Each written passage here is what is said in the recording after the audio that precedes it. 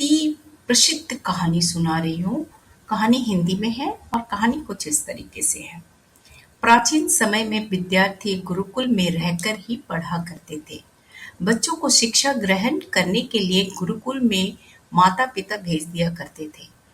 बच्चे गुरुकुल में गुरु के सानिध्य में रहकर ही आश्रम की देखभाल किया करते थे और अध्ययन भी किया करते थे। उसी तरह भरद्वाज को भी सभी की तरह गुरुकुल भेज दिया गया। वहाँ आश्रम में अपने साथियों के साथ घुलने-मिलने लगा, लेकिन वह पढ़ने में बहुत ही कमज़ोर था। गुरुजी की कोई भी बात उसके बहुत कम समझ में आती थी। इसी कारण सभी के बीच में वह उपहास का कारण बनता रहा। उसके सारे साथी अगली कक्षा में चले गए, लेकिन वह आगे नहीं बढ़ पाया।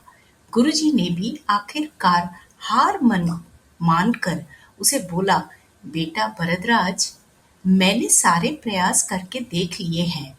अब यही उचित होगा कि तुम यहाँ अपना समय बर्बाद मत करो।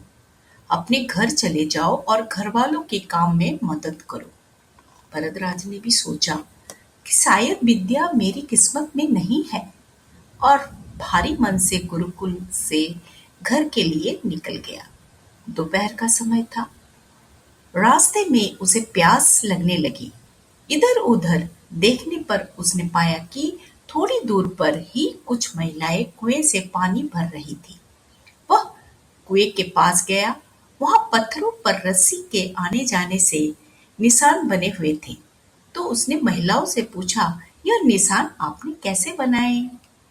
तो एक महिला ने जवाब दिया, बेटे, यह निशान हमने नहीं बनाए। यह तो पानी खींचते समय इस कोमल रस्सी के बार बार आने जाने से ठोस पत्थर पर भी ऐसे निशान बन गए हैं।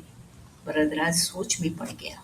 उसने विचार किया कि जब एक कोमल से रस्सी के बार बार आने जाने से एक ठोस पत्थर पर गहरे निशान बन सकते हैं, तो निरंतर अभ्यास से मैं विद्या ग्रहण क्यों नहीं कर सकता?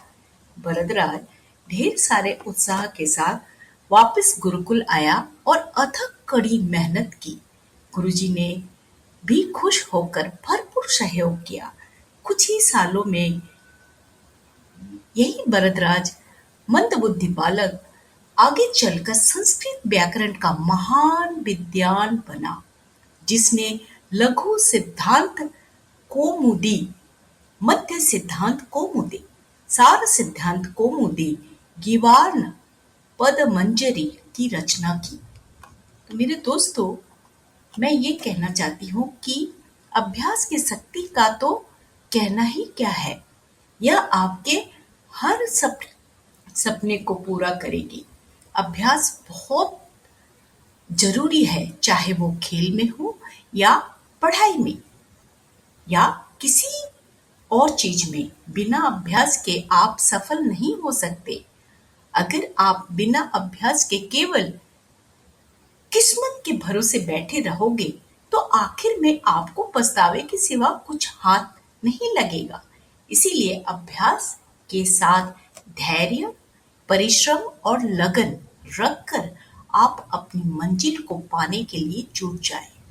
दोस्तों, ये कहानी आपको कैसे लगी, मुझे कमेंट बॉक्स में जरूर बताइएगा, और मुझे सुनने के लिए धन्यवाद। Thank you.